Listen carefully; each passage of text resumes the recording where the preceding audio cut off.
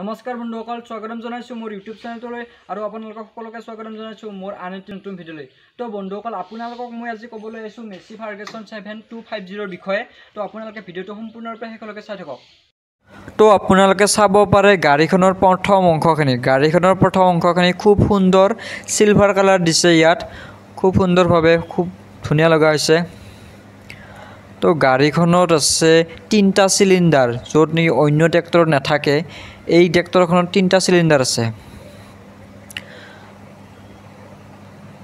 তো এই দুটা হ'ল ডিজেল ফিল্টাৰ আৰু ইয়াত জেচিবিৰ দৰে চিষ্টেম আছে, হাইড্ৰলিক চিষ্টেমৰ দৰে চাকাটা ঘূৰাবৰ বাবে। আৰু এই অইলটোৱে সেই হাইড্ৰলিক চিষ্টেমটো কণ্ট্ৰল কৰি ৰাখে। আৰু এইটো হ'ল আপোনাৰ পানীৰ ফিল্টাৰ। ট্ৰেক্টৰখনৰ ইঞ্জিনটো চিম্পনছৰ ইঞ্জিন হয়। আৰু ট্ৰেক্টৰখনৰ মডেলটো হ'ল 7250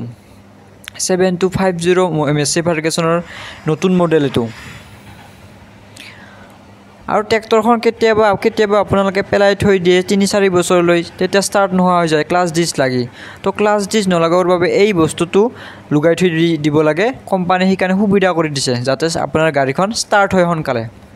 তো এইবাৰ আপোনালোকক মই গাড়ীখনৰ ওপৰত উঠি দেখুৱাম কি আছে কহাই কি নাই। তো চাওক, গাড়ীখন বহুত ওখ হয় দিয়ক।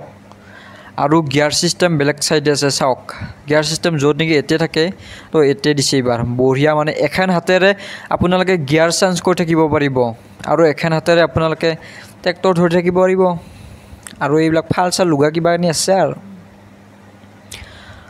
তো এইটোতো ব্ৰেক সকলোৱে জানে, লৈ ইয়াৰ গিয়াৰৰ এইখিনি আৰু অট'মেটিক হৰণটো। গাড়ীখন বহুত ওখ হয়, বিৰাট ভাল লাগে গাড়ীখনত উঠি।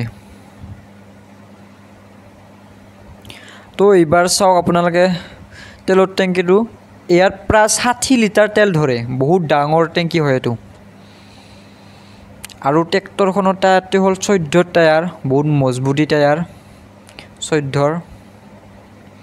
আৰু এইটো হ'ল সৰু টায়াৰটো সৰু টায়াৰটো বহুত মজবুতি হয়, এক পাৰি থকাৰ বাবে বহুত মজবুতি হয়। য'ত নেকি এক পাৰি থাকে তাত মজবুতি থাকে। তো গাড়ীখনৰ কথা এইখিনিয়ে।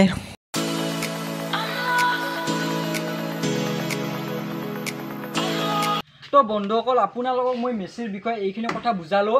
আৰু আপোনালোকৰ যদি চাই ভাল লাগিল, অৰ্থাৎ ভিডিঅ'টো যদি আপোনালোকৰ চাই ভাল লাগিল, লাইক কৰক, কমেণ্ট কৰক, শ্বেয়াৰ কৰক আৰু মোৰ ইউটিউব চেনেলটো ছাবস্ক্ৰাইব কৰি থৈ দিয়ক। নমস্কাৰ।